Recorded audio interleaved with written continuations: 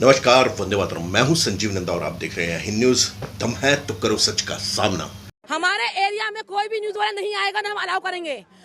आज जो खबर मैं आपको दिखाने वाला हूँ वो खबर है यहीं सीमापुरी के इलाके दिल्ली से, जहाँ पे रेखा गुप्ता जी का बुलडोजर चला। यानी कि योगी जी का बुलडोजर तो चलता ही था, अब रेखा गुप्ता जी का बुलडोजर भी चलने लग गया। ताकि उसका रीज़न है, उसके पीछे का रीज़न है बहुत बड़ा कि बांग्लादेशी और जो भी गवर्नमेंट की जगहों पर अवैध निर्माण करके कितने कितने सालों से बैठे हैं उसको हटाने का एक प्रयास चल रहा है।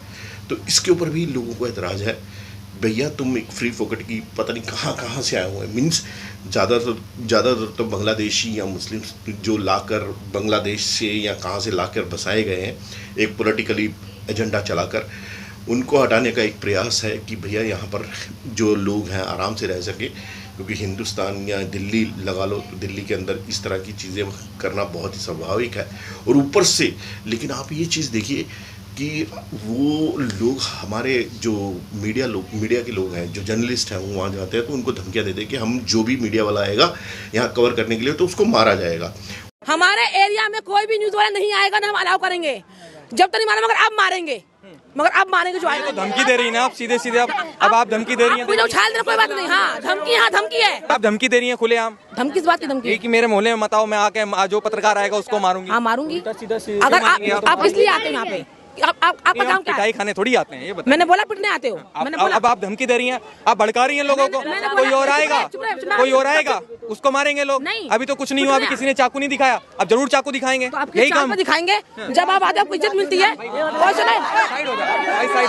साइड करो कि अब हमारे मोहल्ले में कोई रिपोर्टर नहीं आएगा, और आएगा तो वो उसकी जिम्मेदारी है। हमारे बच्चे मारे पीटे या जो भी बुजुर्ग है मस्जिदों से अब ये अनाउंस कराएंगी कि हम न्यूज वाला नहीं आएगा और नाम किसी को अलाउड करेंगे। क्यों ऐसे धमकियां क्यों दे रही हैं? आपने मुझे भी धमकी दे दी कि आप ही लास्ट बार आए हैं। मैं तो कल भी आऊंगा, अगर मेरे को लगेगा यहाँ पर मुझे रिपोर्ट करनी है तो मैं जरूर आऊंगा। आप नहीं रोक सकते। हाँ तो कोई नहीं बोलेगा आपको। यहाँ शरीफ लोग बसते सारे।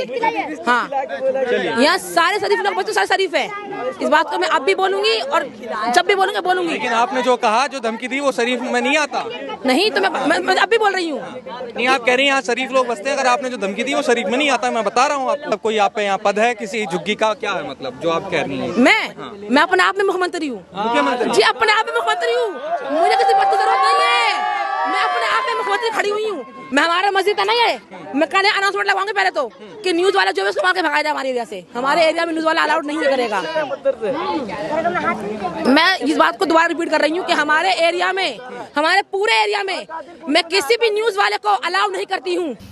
तो देखा आपने, ये लोग हमारे को धमकियां दे रहे हैं कि कोई मीडिया वाला आएगा और उसको हम मार के यहाँ से भगा देंगे या मार देंगे। भाई ये हमारा देश है हिंदुस्तान, जहाँ पर जो मीडिया जो मतलब एक चौथा पिलर है, मजबूत चौथा पिलर, और उसके साथ वो अगर सच्चाई दिखाने जा रहे हैं तो उनके साथ ऐसा ये लोग करेंगे। इतनी हिम्मत।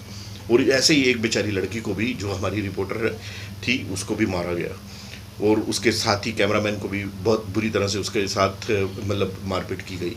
मैं वो दृश्य नहीं भूल पा रही हूँ कि मतलब किस तरीके से उसको मारा गया।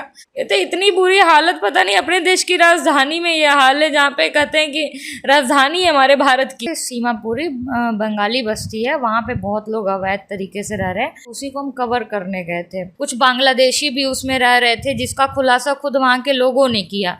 एक बच्चे ने मेरा बाल पहले खींचा, उसके बाद मैंने और जो मेरा कैमरा पर्सन था श्याम, हम दोनों ने इसका विरोध किया कि आप बदतमीजी क्यों कर रहे हैं। आप किसी ने बोल दिया अरे इनका कैमरा छीन लो। हम अभी अपना कैमरा बचा ही रहे हैं, जैसे तैसे कैमरा बचा है।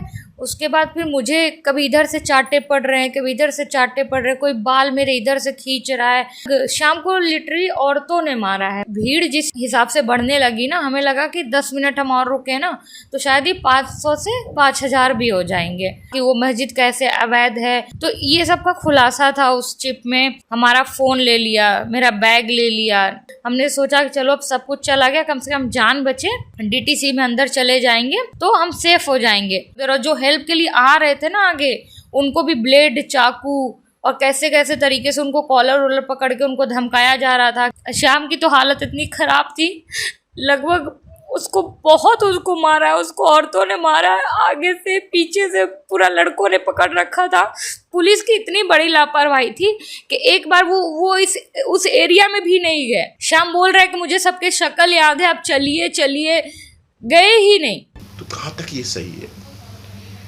और मैं तो कह रहा हूँ कि इसमें रेखा गुप्ता जी, आप मीडिया तुम्हारे साथ है, आपके साथ है, पूरा मीडिया आपके साथ है, और आप जी भरकर जो इस तरह के गंद कचरा हमारे देश में इकट्ठा हो चुके हैं उनको फेंका जाए।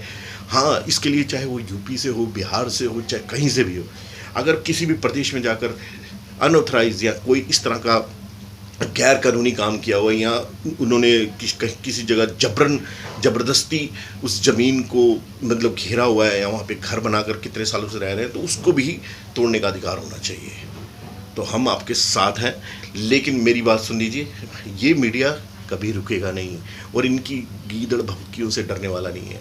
तो अगर आप इस तरह के इलाकों में जाते हो तो मैं आपको एक छोटी सी सलाह दे रहा हूँ, आप पुलिस स्टेशन में एक एप्लीकेशन दीजिए SHO साहब या DCP साहब को कि भैया हम इस इलाके में कवर करने जा रहे हैं, आप हमारे साथ चलिए। तो आपके साथ दो बीट ऑफिसर या कांस्टेबल या इंस्पेक्टर साहब आपके साथ जाएंगे। आप जहाँ जो मर्जी आप कवर कीजिए और उसके बाद आप लोगों को दिखाइए। दुनिया में ये सब चीज़ें दिखानी चाहिए। तो खैर, अगर आप मेरी इस खबर से सहमत हैं, मेरे साथ इस बात के लिए पूरी तरह से सहमत है कि हाँ ये गलत हो रहा है, तो प्लीज़ आप कमेंट और लाइक कीजिए और सब्सक्राइब कीजिए। मैं हूं संजीव नंदा और आप देख रहे हैं न्यूज़। दम है तो करो सच का सामना।